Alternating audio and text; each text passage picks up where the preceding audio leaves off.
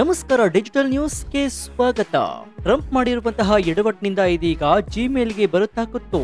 ಜೋಹೋಗೆ ಬಂದ ಅಮಿತ್ ಶಾ ಕೊಟ್ರು big hint. ಹೌದು, ಭಾರತದ ಕೇಂದ್ರ ಗೃಹ ಸಚಿವ ಅಮಿತ್ ಶಾ ಅವರು ಬುಧವಾರ ಅಂದ್ರೆ ಅಕ್ಟೋಬರ್ 8ರಂದು ತಮ್ಮ ಅಧಿಕೃತ ಇಮೇಲ್ ವಿಳಾಸವನ್ನ ಜೋಹೋ ಮೇಲ್ಗೆ ಬದಲಾಯಿಸಿರುವುದಾಗಿ ಘೋಷಣೆ ಮಾಡಿದ್ದಾರೆ. ಈ ಸಂಬಂಧ ಎಕ್ಸ್ ಖಾತೆಯಲ್ಲಿ ಪೋಸ್ಟ್ ಮಾಡಿರುವಂತಹ ಗೃಹ ಸಚಿವ ಅಮಿತ್ ಶಾ, ಎಲ್ಲರಿಗೂ ನಮಸ್ಕಾರ, ನಾನು ನನ್ನ ಇಮೇಲ್ ವಿಳಾಸವನ್ನ ಜೋಹೋ ಮೇಲ್ಗೆ ಬದಲಾಯಿಸಿದ್ದೇನೆ. ದಯವಿಟ್ಟು ನನ್ನ ಇಮೇಲ್ ವಿಳಾಸದಲ್ಲಿನ ಬದಲಾವಣೆಯನ್ನ ಗಮನಿಸಿ. ನನ್ನ ಹೊಸ ಇಮೇಲ್ ವಿಳಾಸ amitshah.bjp@zohomail.in. ಮೇಲ್ ಮೂಲಕ ಮುಂದಿನ ಪತ್ರ ವ್ಯವಹಾರಕ್ಕಾಗಿ ದಯವಿಟ್ಟು ಈ ಮೇಲ್ ಐಡಿಯನ್ನ ಬಳಸಿ ಅಂತ ಸಾರ್ವಜನಿಕರಲ್ಲಿ ಮನವಿಯನ್ನ ಮಾಡಿದ್ದಾರೆ. ಈ ವಾರದ ಎಕ್ಸ್ ನ ಹೊಸ ಪೋಸ್ಟ್ ನಲ್ಲಿ ಉಲ್ಲೇಖಿಸಲಾದ ಹೊಸ ಇಮೇಲ್ ಐಡಿಯಲ್ಲಿಯೇ ಭವಿಷ್ಯದ ಎಲ್ಲಾ ಇಮೇಲ್ ಗಳನ್ನ ಕಳುಹಿಸಲು ಗೃಹ ಸಚಿವರು ಕೇಳ್ಕೊಂಡಿದ್ದಾರೆ. ಹಾಗಾದ್ರೆ ಅಮಿತ್ ಶಾ ಅವರು ಟ್ರಂಪ್ಗೆ ಕೊಟ್ಟ ಟಕ್ಕರ ಇದು. ನೀವು ಅಮಿತ್ ಶಾ ಅವರು ಮಾಡಿರುವಂತಹ ಟ್ವೀಟ್ ನಲ್ಲಿ ಜೋಹೋಗೆ ಬಂದಿರುವ ಸಂಗತಿಯನ್ನ ಬಿಟ್ಟು ಬೇರೆ ಮಹತ್ವದ ಸಂಗತಿ ಏನೂ ಇಲ್ವಲ್ಲ ಅಂತ ಹೇಳ್ಬಹುದು. ಆದ್ರೆ ಅಲ್ಲೇ ಇರೋದು ಬಿಗ್ ಪೀಸ್. ಆ ಟ್ವೀಟ್ ಅನ್ನ ಸೂಕ್ಷ್ಮವಾಗಿ ಗಮನಿಸಿದಾಗ ಅಮಿತ್ ಶಾ ಅವರು ಟ್ರಂಪ್ಗೆ ಟಕ್ಕರ್ ಕೊಟ್ಟಿದ್ದಾರೆ.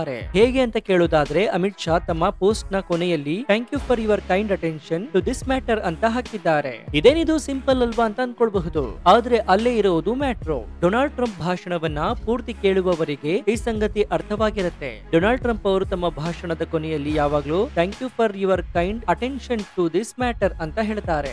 ಇದೀಗ ಇದೇ ಮೊದಲ ಬಾರಿಗೆ ಕೇಂದ್ರ ಗೃಹ ಸಚಿವ ಅಮಿತ್ ಶಾ ಕೂಡ ಇದೇ ವಾಕ್ಯವನ್ನ ಉಲ್ಲೇಖಿಸಿದ್ದಾರೆ. ಅದರರ್ಥ ಭಾರತ ಮೂಲದ ಜೋಹೋ ಜಿಮೇಲ್ ಮತ್ತು ಮೈಕ್ರೋಸಾಫ್ಟ್ ಔಟ್ಲುಕ್ ಗೆ ಟಕ್ಕರ್ ಕೊಡಲಿದೆ ಅನ್ನೋ ಅರ್ಥ ನೀಡೋದ್ರಲ್ಲಿದೆ ಅಂತ ಅನುಮಾನವೇ ಇಲ್ಲ.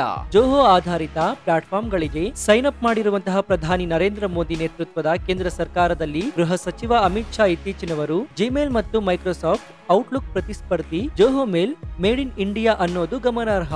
ಜೋಹೋ ಮೇಲ್ಗೆ ಸೇರಿರುವ ಹಿರಿಯ ಸರ್ಕಾರಿ ಅಧಿಕಾರಿಯೊಬ್ರು ಮುಂದಿನ ಕೆಲವು ದಿನಗಳಲ್ಲಿ ವಿವಿಧ ಅಧಿಕಾರಿಗಳಲ್ಲಿ ಸರಣಿ ಪರಿಣಾಮಗಳನ್ನ ಬೀರುವ ಸಾಧ್ಯತೆ ಇದೆ.